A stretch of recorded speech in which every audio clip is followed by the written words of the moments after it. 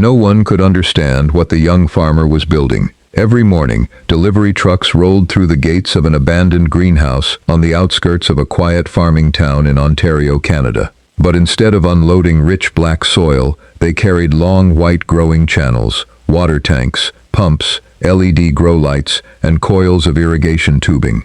The neighbors slowed their trucks as they drove by. Some stared, some laughed. One farmer finally shook his head and said, "How do you expect crops to grow without dirt?" But Noah Bennett never answered. He simply smiled and kept building.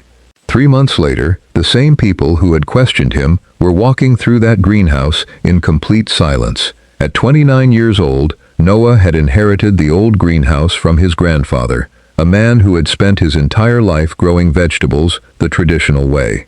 After his grandfather passed away, the property had slowly fallen into neglect. The greenhouse stood empty for nearly 8 years. Its glass panels were cracked. Rust covered the steel frame. Wild vines wrapped themselves around every corner, and weeds pushed through the concrete floor. Most people believed the building had reached the end of its life. Some even suggested tearing it down and selling the land. But Noah couldn't do it.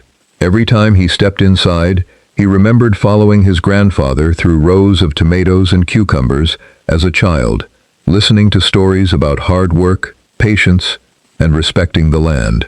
Those memories never left him. After graduating with a degree in agricultural technology, Noah became fascinated by modern farming methods that could help feed more people while using fewer natural resources. One idea captured his attention more than anything else: hydroponics, a farming method that allowed crops to grow without soil, using carefully balanced, nutrient-rich water flowing directly to the roots. The more he studied it, the more convinced he became.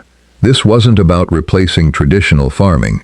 It was about improving the future of agriculture. So instead of abandoning the greenhouse, he decided to transform it into something his small town had never seen before. He knew people would doubt him.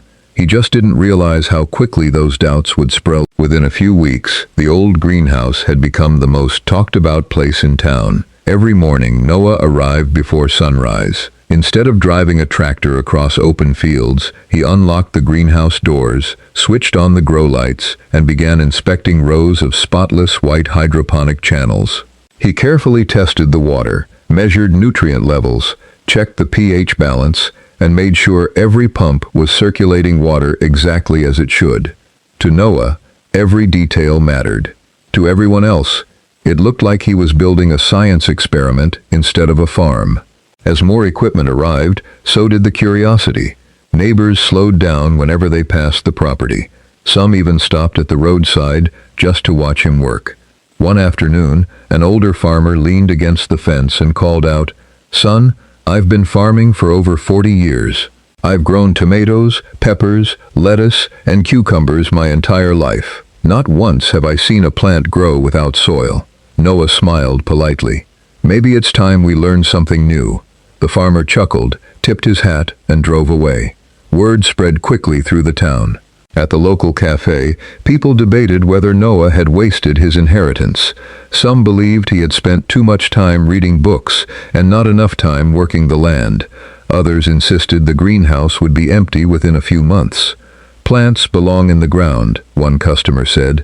"Nature already figured that out a long time ago." Noah heard the rumors. He simply refused to let them distract him. Every evening, after the town had grown quiet, he remained inside the greenhouse, carefully transplanting tiny lettuce, basil, spinach, and strawberry seedlings into the growing channels. Day after day, he watched clear, nutrient-rich water flow gently beneath their roots. There was no dirt, no muddy boots, no weeds stealing nutrients from the crops. Everything looked clean, precise, and controlled. The first week passed, then another. To anyone looking through the greenhouse windows, nothing seemed to be happening. The critics became even more confident. "We told you it wouldn't work," someone muttered as they drove past. But what they couldn't see was what was happening beneath the surface. Hidden inside those white channels, delicate white roots were spreading through the flowing water, absorbing every nutrient the plants needed. Noah smiled as he checked the healthy root systems. He knew something the rest of the town didn't. The real growth had already begun, even if nobody else could see it. By the beginning of the third month, the greenhouse looked completely different. What had once been an empty, forgotten building was now alive with shades of green. Rows of crisp lettuce stretched from one end of the greenhouse to the other. Bright basil filled the air with its fresh aroma. Spinach leaves grew thick and healthy, while clusters of ripe strawberries hung beneath vibrant green vines. The plants weren't just surviving, they were thriving. Every morning, Noah walked slowly between the rows, inspecting each crop with quiet satisfaction. He adjusted the nutrient solution, checked the water temperature, and monitored the growing system that had become the heartbeat of the greenhouse. Everything was working exactly as he had hoped. One afternoon, a delivery driver arrived to drop off a package. The moment he stepped inside the greenhouse, he stopped in his tracks. He looked around in disbelief. "I can't believe this," he whispered. "I've never seen vegetables this healthy." Noah smiled. Neither had most people around here. News spread quickly. Before long, neighbors who had once laughed at the project began stopping by again. This time, they weren't laughing. They walked quietly through the greenhouse, examining the spotless growing channels and the vibrant crops rising from them. One farmer gently lifted a head of lettuce from its growing cup and stared at the long, white roots dangling beneath it. There wasn't a single grain of soil. "How is this even possible?" he asked. Noah smiled. "The plants don't actually need soil. They need water, oxygen, nutrients, and light. The soil has always been the delivery system. Hydroponics simply delivers those nutrients in a different way."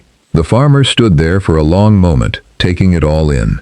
Within days, photos of Noah's greenhouse began spreading across social media. Local restaurants contacted him, asking to buy fresh herbs and leafy greens. A nearby grocery store placed its first order before the harvest had even finished. Soon, chefs from neighboring towns were requesting regular deliveries because the vegetables were fresher, cleaner, and more consistent than anything they had purchased before. The greenhouse that many people had dismissed as a foolish experiment was suddenly becoming one of the busiest farms in the region. For the first time, the doubters weren't asking whether it would work. They were asking if Noah could teach them how to build one of their own. Harvest day arrived with the first light of dawn. Sunlight streamed through the glass roof of the greenhouse, illuminating rows of vibrant lettuce, fragrant basil, crisp spinach, juicy tomatoes, cucumbers, and bright red strawberries.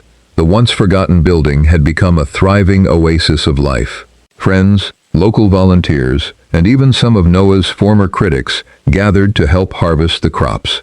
The greenhouse buzzed with excitement. Fresh vegetables were carefully picked, inspected, and packed into clean crates, ready to be delivered to restaurants, grocery stores, and families across the region. Only a few months earlier, many of these same people had believed Noah's dream would fail.